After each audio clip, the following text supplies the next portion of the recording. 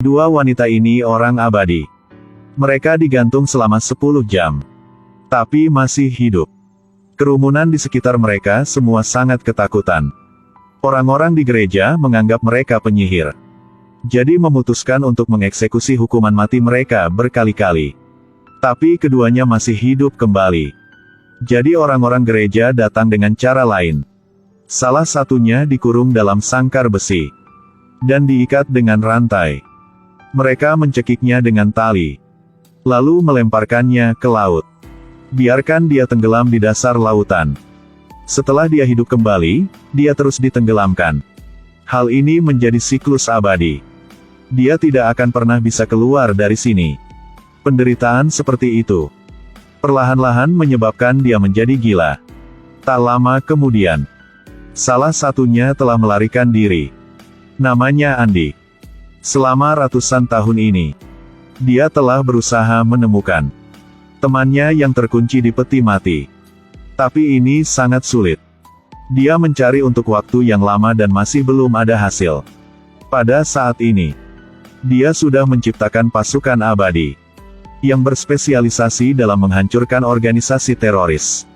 Hari itu, Detektif Chia menemukan Andi dan mengatakan bahwa ada tempat yang dibawa serangan teroris saat ini. Jadi dia meminta mereka ke sana untuk menyelamatkan para sandera. Setelah menerima kues ini, peleton dengan cepat ke sana. Mereka semua memiliki senjata pada tubuh mereka. Bahkan ada pedang dari 1000 tahun yang lalu. Dan parang dari Mesir. Senjata yang dibawa Kapten Andi adalah bilah kembar yang telah ada selama ribuan tahun. Keempatnya dengan cepat menyusup ke markas musuh. Dan bunuh pengawal-pengawal tanpa bersuara. Tapi setelah diperiksa, mereka tidak menemukan keberadaan sandera. Pada saat ini cahaya tiba-tiba menyala. Sekelompok musuh bergegas keluar, menembakkan hujan peluru ke arah mereka. Semua orang dengan cepat dikalahkan. Ternyata tidak ada satupun sandera di sini. Itu hanya jebakan. Pihak musuh memeriksa tubuh mereka berempat. Setelah memastikan mereka telah mati, baru saat ini, mereka berangsur-angsur lengah. Tapi pada saat inilah, Andi yang telah mati hidup kembali sekarang. Dia mulai melakukan serangan balik. Peluru dalam tubuh mereka telah dihilangkan. Luka-luka mereka perlahan pulih. Keempat mereka telah hidup kembali. Pihak musuh belum sempat bereaksi. Mereka telah mulai melakukan serangan balik.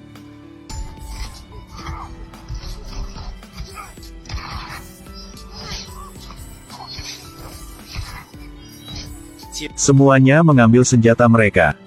Memotong orang seperti lumpur. Mengakhiri semua orang di pihak musuh. Setelah semuanya selesai, Andi menemukan kamera di sudut. Dia mengerti bahwa ada yang lain ingin menyakitinya. Dan orang yang membuat jebakan kali ini adalah sang detektif Chia tadi.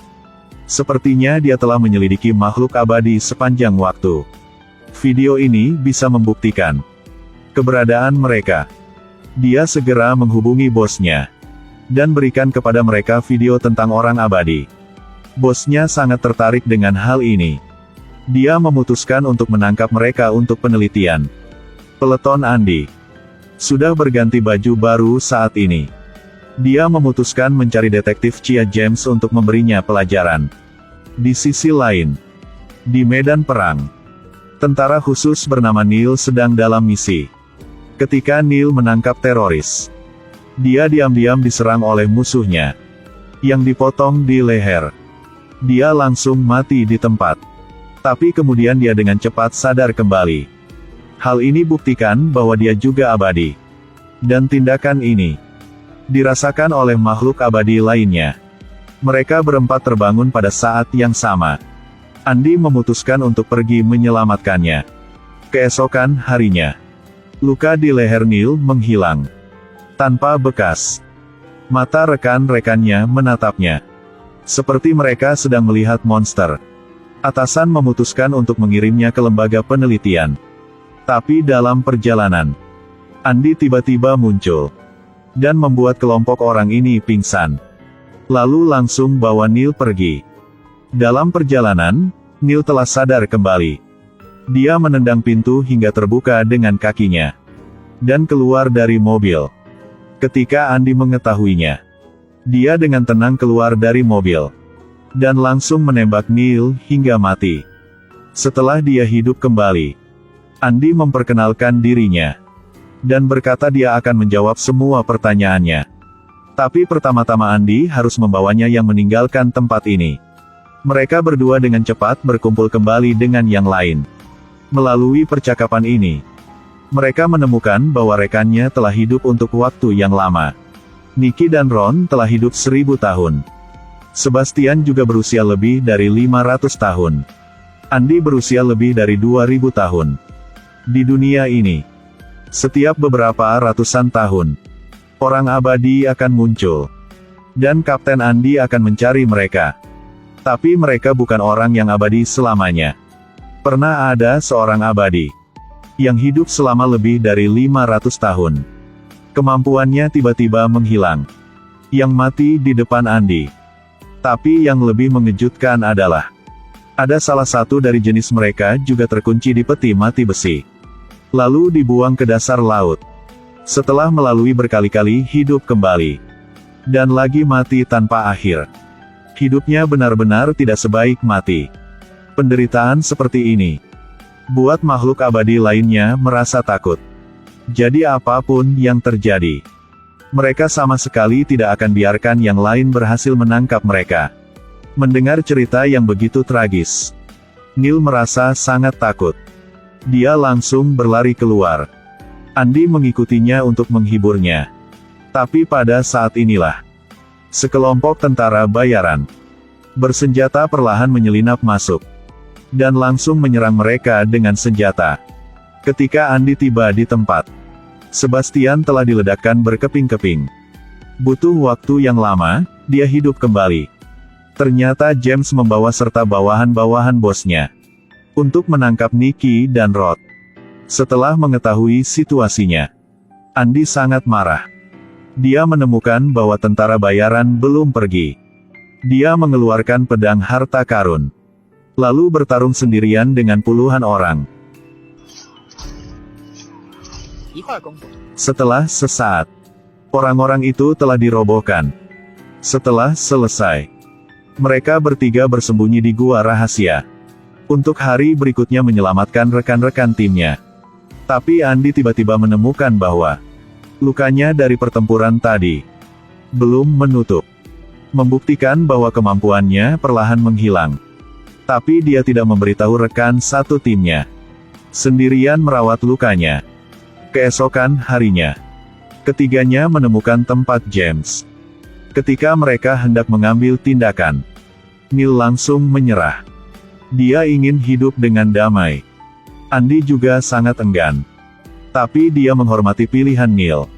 Mereka berdua menyelinap masuk. Dengan cepat menemukan James. Tapi Sebastian tiba-tiba menembak Andy di belakang. Melukai pinggangnya.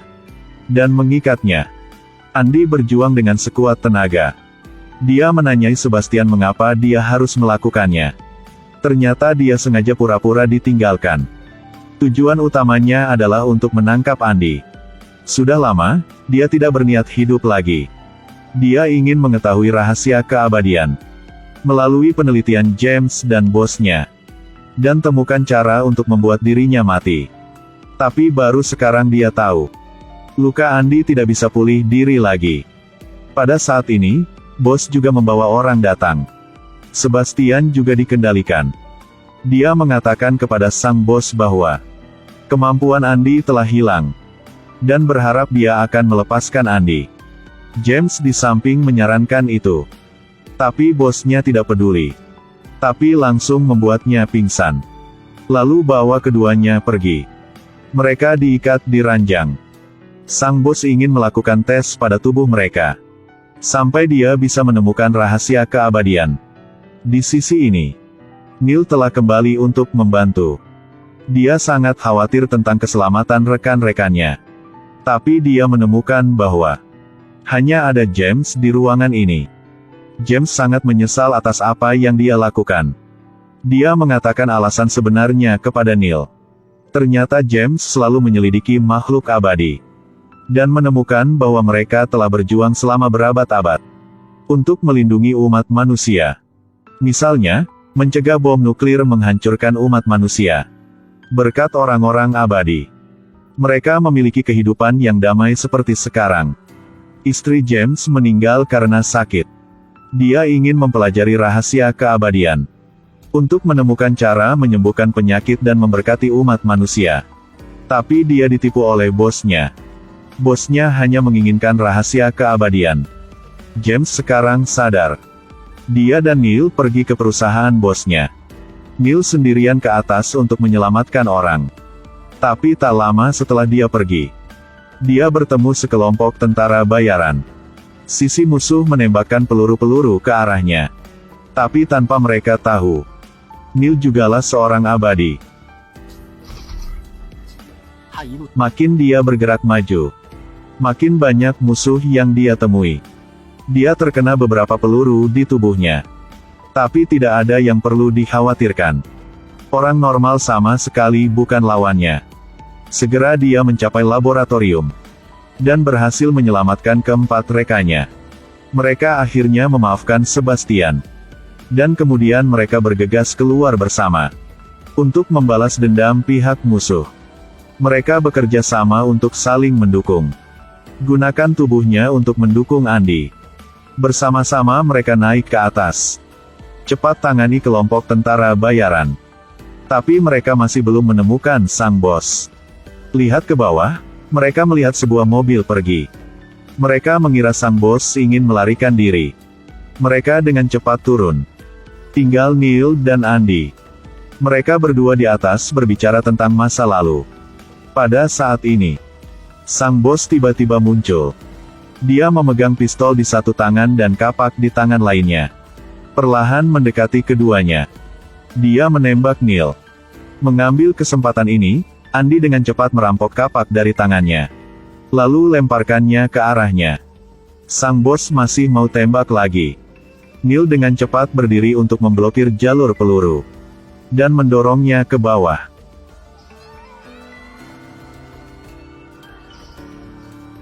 Sang bos cepat dihancurkan. Neil dengan cepat hidup kembali. Semuanya dengan cepat naik mobil yang meninggalkan tempat kejadian. Di akhir film, untuk menghukum Sebastian, Andy memutuskan untuk membiarkannya hidup sendirian. 100 tahun lagi, dia akan diizinkan kembali ke tim. Neil juga menjadi anggota resmi timnya. Setelah mereka pergi, teman yang terkunci di peti mati besi datang menemui Sebastian. Tidak tahu bagaimana dia keluar. Mungkin film ini belum berakhir. Film ini memberitahu kita bahwa bukan semua orang ingin menjadi abadi. Keabadian juga memiliki masalahnya sendiri. Hai teman-teman yang menonton film. Apa pandanganmu tentang keabadian?